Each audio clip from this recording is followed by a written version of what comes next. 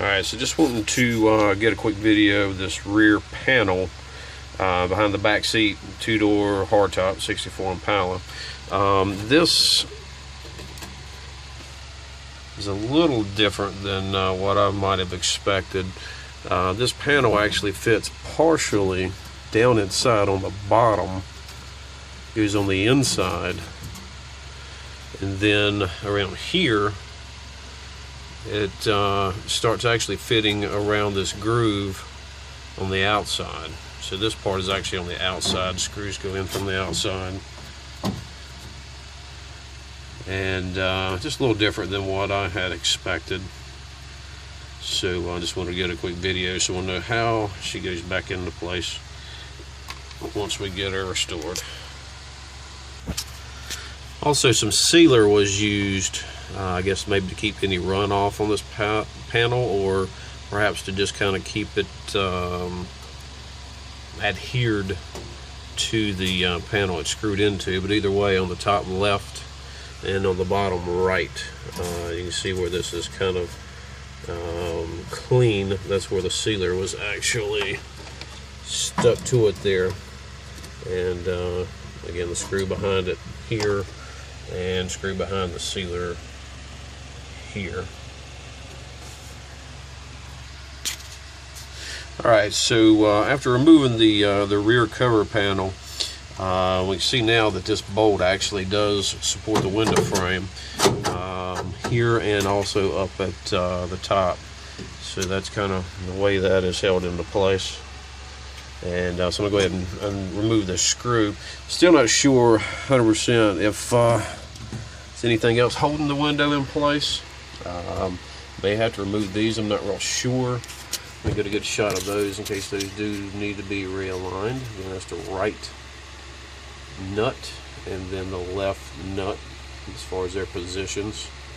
And again, that's the rear side of the driver's rear window area. So we'll see kind of if that's important once we get back to the point of putting everything back together. Alright, so on the back window, actually, once I got the panel out, I also discovered one of these little sealed areas were, or I'm not sure what you want to call them. Basically, the sealer is over the bottom here. It's actually coming up 2 screws as well. So these actually support the window frame. I'm trying not to loosen those up too much, but we'll go ahead and take these out and see if while I hold the window in place so we don't crash, go ahead and take those out and see if I'm able to lift up the window out. Of course, this is going to be the determining factor whether I get enough play to get this to go back in the hole and be able to lift out, or if in fact something else is there on the inside that I can't see holding the window frame in. I'm getting pretty close. We're down to pretty much everything but those 2 bolts, so I'm going to see if that is part of it, or if we are at this point free, ready to come out. Alrighty, so a little different than what I had expected here as well. Looks like this, the actual window crank assembly piece has been turned loose and worked out of the channel. I guess the raising lowers the window. So at this point, I think this is actually free and not attached to anything. So it looks like these 2 are going to have to come out, and at that point, I think the window will just lift out. So that's what we're doing next.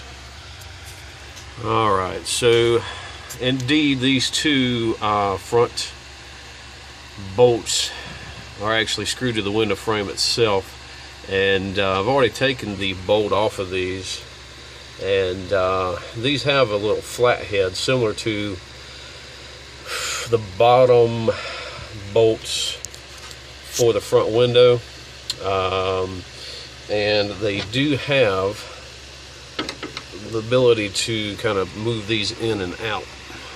So what I'm looking to do is just basically turn the shaft to work this, see if I can't work the shaft more toward the inside so that it's not so long, and it'll just lift out once it gets screwed back in, because right now really the only thing holding these are the shafts of the screws. So if I'm able to work that back into